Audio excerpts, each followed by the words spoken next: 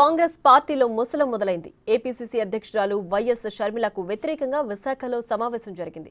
ఈ మీటింగ్కు 26 జిల్లాల అధ్యక్షులు హాజరు కాగా మాజీ కేంద్ర మంత్రి కిల్లి కృపారాణి ముఖ్య అతిథిగా హాజరయ్యారు. 2024 ఎన్నికలకు ముందు నుంచి కాంగ్రెస్ పార్టీ రోజురోజుకి బలహీనపడుతోందని మీటింగ్లో నేతలు అభిప్రాయపడ్డారు.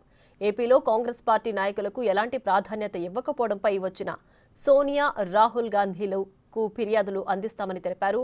భవిష్యత్తులో కాంగ్రెస్ బతకాలంటే ఖచ్చితంగా కొన్ని కఠిన నిర్ణయాలు తీసుకోవాల్సిందేనని తెలిపారు.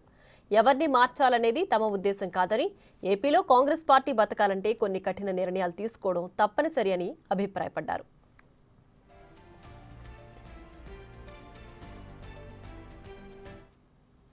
ఏపీసీసీ చీఫ్ షర్మిలపై పార్టీలో తీవ్ర వ్యతిరేకత ఉందంటున్న ఏఐసీసీ సభ్యురాలు సుంకరి పద్మశ్రీతో మా ప్రతినిధి రాజు ఫేస్ టు ఫేస్. పీసీసీ అధ్యక్షురాలు వైఎస్ షర్మిలపై వ్యతిరేకంగా 26 జిల్లాలకు సంబంధించినటువంటి కాంగ్రెస్ ప్రతినిధులు విశాఖలో ఒక సమావేశం ఏర్పాటు చేశారు. ఆ సమావేశంలో అనేక కీలకమైన నిర్ణయాలు తీసుకున్నటువంటి పరిస్థితి ఉంది. అసలు పీసీసీ అధ్యక్షురాలను మార్చాలా, ఎందుకు కాంగ్రెస్ పార్టీలో ఉన్నటువంటి నాయకులకు ప్రాధాన్యత ఇవ్వట్లేదని సమావేశంలో చర్చకొచ్చింది.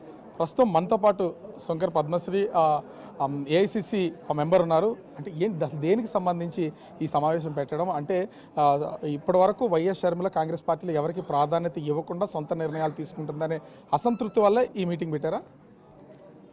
ఈ రోజున 2014 ఎన్నికల తర్వాత కాంగ్రెస్ పార్టీ నాయకులు అనేక మంది పదవులు అనుభవించి డబ్బులు సంపాదించి పార్టీనికి అన్యాయం చేసి వెళ్ళిపోయిన తర్వాత కూడా పార్టీ క్యాడర్ మొత్తం కార్యకర్తలందరూ కూడా పార్టీ జెండా మోసాం, వివక్షకు గురయ్యాం, అవమానాలు భరించాం, కేసులు పెట్టించుకున్నాం. ఆయన ఇప్పటికీ కూడా వదిలిపెట్టకుండా రాహుల్ గాంధీ గారి నాయకత్వాన్ని బలపరుచుకుంటూ కాంగ్రెస్ పార్టీని ఆంధ్రప్రదేశ్లో బలోపేతం చేసుకోవాలని చెప్పి ప్రజా సమస్యలపైన పోరాటం చేస్తున్న వాళ్ళం. అటువంటిది ఆ తర్వాత రఘువీరారెడ్డి గారు పీసీసీ అధ్యక్షులుగా, శైలజానాథ్ గారు, రుద్రరాజు గారు వీళ్ళందరూ పీసీసీ అధ్యక్షులుగా చేస్తున్నప్పటి నుంచి కూడా మేమందరం కలిసి పనిచేసాం. కానీ షర్మిల పీసీసీ ప్రెసిడెంట్గా వచ్చిన తర్వాత అది కూడా తెలంగాణలో ఫెయిల్ అయ్యి, తెలంగాణలో పుట్టాను ఉంది, తెలంగాణలో చనిపోతాను ఉంది. అటువంటిది సడన్గా ఏవో కల్లబొలి మాటలు చెప్పి ఆంధ్రప్రదేశ్కి వచ్చింది. ఒక అవకాశం ఇచ్చింది కాంగ్రెస్ పార్టీ కూడా నమ్మి. అటువంటిది ఇక్కడ ఉన్నటువంటి కార్యకర్తల్ని, నాయకుల్ని కలుపుకుని వెళ్లకుండా ఈ రోజు వరకు కూడా ఎవరితోనూ మాట్లాడదు. ఆమె ఫోన్ నెంబరే ఎవరి దగ్గర ఉండదండి. కమ్యూనికేషన్ ఉండదు, కోఆర్డినేషన్ ఉండదు. ఎప్పుడు వస్తుందో తెలియదు, ఎప్పుడు వెళ్తుందో తెలియదు. 3 నెలలకు ఒకసారి ఆంధ్రప్రదేశ్లో కనపడదు. వచ్చిందంటే పీసీసీ ఆఫీసులో ప్రెస్ మీట్లు పెట్టి ఏదో నామమాత్రంగా కేంద్ర రాష్ట్ర ప్రభుత్వాలపైన ఒక లైన్ మాట్లాడుద్ది. మిగిలిందంతా కుటుంబ విషయాలు. ఎవరికి లేవండి ఈ రోజున కుటుంబ కలహాలు. అందరి ఇళ్లలోనూ ఉంటాయి, ఆస్తి తగాదాలు ఉంటాయి. మీరేంటి రాజశేఖర రెడ్డి గారు మీకు పంచారో పంచలేదో మాకెందుకు అవన్నీ? మీ ఇద్దరి మధ్య ఎటువంటి ఆస్తులు పంపకాలు జరిగినాయో లేదో మాకెందుకండి? ఎన్ని కోట్ల ఆస్తులు ఉన్నాయో మాకు అవసరమా? విజయమ్మ ఎవరి తరపున ఉందో మాకు అవసరమా? మాకు కావాల్సింది ఏంటి? కాంగ్రెస్ పార్టీని బలోపేతం చేసుకోవటం, అందరం కలిసి ఒక కుటుంబ సభ్యుల్లాగా మేము గౌరవించబడి పోరాటాలు, ఉద్యమాలు చేయటం కేంద్ర రాష్ట్ర ప్రభుత్వాలపైన. అటువంటిది ఇవన్నీ ఏం మాట్లాడకుండా జగన్మోహన్ రెడ్డి టార్గెట్ అంటే what are we concerned about it? That's your family issue. Party మొత్తాన్ని వదిలేసి ఏకఛత్రాధిపత్యం చేస్తున్నారు అనేది మీరు చేస్తున్నటువంటి ఆరోపణ. ఆమె కేవలం వ్యక్తిగత వ్యవహారాలకే ప్రాధాన్యత ఇస్తుంది. ఆమె ఎవరితో కలిసి సంబంధాలు ఉన్నాయో మాకెందుకండి? ప్రెస్ మీట్లో మాట్లాడి నువ్వు హీరో ప్రభాస్ గారి గురించి మాట్లాడతావు. మాకు అవసరమా ఇవన్నీ? సో మాకు కావాల్సింది ఏంటి? చాలా క్లియర్గా చెప్తున్నా. సంవత్సర కాలం అయిపోయింది.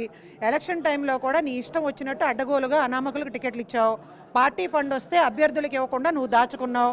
ఆ తర్వాత పార్టీ మొత్తం 2014 నుంచి జెండా మోసినటువంటి, సొంత డబ్బులతో పార్టీని మోస్తున్నటువంటి కార్యకర్తలు, నాయకుల్ని పక్కన పెట్టి ఎవరెవరికో నీ వ్యక్తులు ఆర్థిక లావాదేవీలు పెట్టుకుని పదవులు ఇచ్చారు. రాష్ట్ర కమిటీల్లో కానీ, జిల్లా కమిటీల్లో కానీ వీళ్ళందరికీ కూడా అన్యాయం కాబడ్డారు.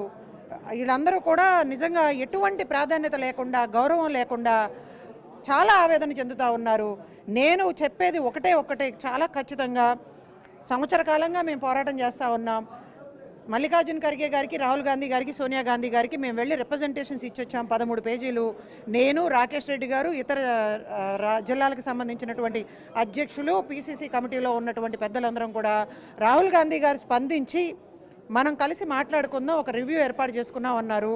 అయినా కానీ ఆమెకి ఏఐసీసీ పెద్దలు చెప్పినా వింటలేదంట. అంటే ఇప్పుడు ఈ మొత్తం 26 జిల్లాలకు సంబంధించినటువంటి ప్రతినిధులు అయితే వచ్చారు. ఏం ఫిర్యాదు చేయబోతున్నారు ఇప్పుడు మీరు ఏఐసీసీకి? Sharmila is taking up anti party activities. Sharmila party క్యాడర్తో కమ్యూనికేషన్లో లేదు, కోఆర్డినేషన్లో లేదు, అందుబాటులో లేదు. ఎప్పుడు వాళ్ళ పిఏలకి పిఆర్ఓలకు ఫోన్ చేయాలంట. వాళ్ళు కూడా ఆంధ్రప్రదేశ్కి చెందినటువంటి వ్యక్తులు కాదు. ఆమె క్వాడ్రీలో ఉన్నటువంటి ఆమె పక్కన ఉండే వ్యక్తులందరూ కూడా తెలంగాణ వాళ్ళంట. వాళ్ళేమో ఇక్కడ ఉన్నటువంటి పార్టీ క్యాడర్ని డబ్బులు డిమాండ్ చేస్తున్నారు. పదవులు ఆశించినా కూడా డబ్బులు అడుగుతూ ఉన్నారు. చాలా అన్యాయం జరుగుతూ ఉంది. వీటన్నిటినీ కూడా మేము ఖండిస్తూ ఉన్నాం. ఇవన్నీ కూడా ఏఐసిసి దృష్టికి తీసుకెళ్తా ఉన్నాం. మేమందరం కూడా కృపారాణి గారు మమ్మల్ని అందరినీ చాలా ఆప్యాయంగా మమ్మల్ని అందరినీ గౌరవిస్తారు. ఆమెను రిక్వెస్ట్ చేశాం, మేడం గారు మీకు సోనియా గాంధీ గారితో రాహుల్ గాంధీ గారితో మంచి సంబంధాలు ఉన్నాయి, మా అందరికీ కూడా గౌరవించబడాలి అంటే, న్యాయం జరగాలి అంటే మా ప్రతినిధిగా మా వాయిస్ని మీరు అధిష్టానానికి వినిపించండి అని చెప్పి రిక్వెస్ట్ చేస్తే మేము ఇక్కడ సమావేశం పెట్టుకుని ఆహ్వానిస్తే మేడం వచ్చారు. చాలా ఓపికగా 4 గంటల పాటు ప్రతి ఒక్క జిల్లా నుంచి వచ్చినటువంటి కార్యకర్త నాయకుడు ఆవేదన విని అర్థం చేసుకుని ఆమె కూడా కన్నీళ్ల పర్యంతం అయ్యి ఇక్కడ అనేక మంది కన్నీళ్లు పెట్టుకున్నారు సమావేశం జరిగేటప్పుడు. అందరి ఆవేదనని కూడా పెద్దలకి వినిపిస్తాను అని చెప్పి బాధ్యత తీసుకుంటున్నానని చెప్పి చాలా ఖచ్చితంగా చెప్పారు. అంటే ఖచ్చితంగా 26 జిల్లాల ప్రతినిధుల నిర్ణయం ఒకటేనా, షర్మిలను తప్పించాలనే నిర్ణయం ఉందా? మ్యాక్సిమం అందరూ అదే చెప్పారండి. షర్మిల పార్టీలో అధ్యక్షురాలుగా ఉండటానికి అనర్హురాలు. ఆమెని కావాలంటే మీరు రాజన్న బిడ్డ అని చెప్పుకుని తిరగటం తప్ప ఆమె రాజశేఖర్ రెడ్డి గారి లక్షణం ఎక్కడా లేదు ఆమెకి. మాకు కావాల్సింది రాజశేఖర్ రెడ్డి గారి లాగా ప్రేమగా ఉంటాం. రాహుల్ గాంధీ గారు అందరినీ ప్రేమను చూపించమన్నారు. ప్రేమగా ఆప్యాయంతో మా కుటుంబ సభ్యుల్లాగా మా అందరితో మెలగటం, అందరికీ ప్రాధాన్యత ఇవ్వటం. నేను స్వయంగా డైరెక్ట్గా చెప్పదలుచుకున్నాను, ఈ ఆంధ్రప్రదేశ్లో 2014 నుంచి జెండా పట్టుకొని ఎన్నో ఇబ్బందులు గురి కాపాడి కాంగ్రెస్ పార్టీకి అండగా ఉన్నటువంటి ప్రతి ఒక్క కార్యకర్తకి నాయకుడికి న్యాయం జరిగే వరకు కూడా నేను డైరెక్ట్ ఫైట్ చేయడానికి సిద్ధంగా ఉన్నా. ఓవరాల్గా చూస్తే ఖచ్చితంగా ఏపీసీసీగా ఉన్నటువంటి వైఎస్ షర్మిలను పీసీసీ పదవి నుంచి తప్పించాలనేదే ఇక్కడ కీలక సమావేశంలో జరిగినటువంటి నిర్ణయం. దాన్నే ఏఐసీసీకి మొత్తం అందరూ నిర్ణయాన్ని ఫిర్యాదు రూపంలో పంపిస్తున్నాం. ఖచ్చితంగా కాంగ్రెస్ పార్టీని బ్రతికించడం కోసం మేము అందరం పోరాటం చేస్తామని శంకర్ పద్మశ్రీ చెప్తున్నటువంటి పరిస్థితి కనిపిస్తోంది. కెమెరామెన్ రాముతో రాజు బిగ్ టీవీ, విశాఖపట్నం.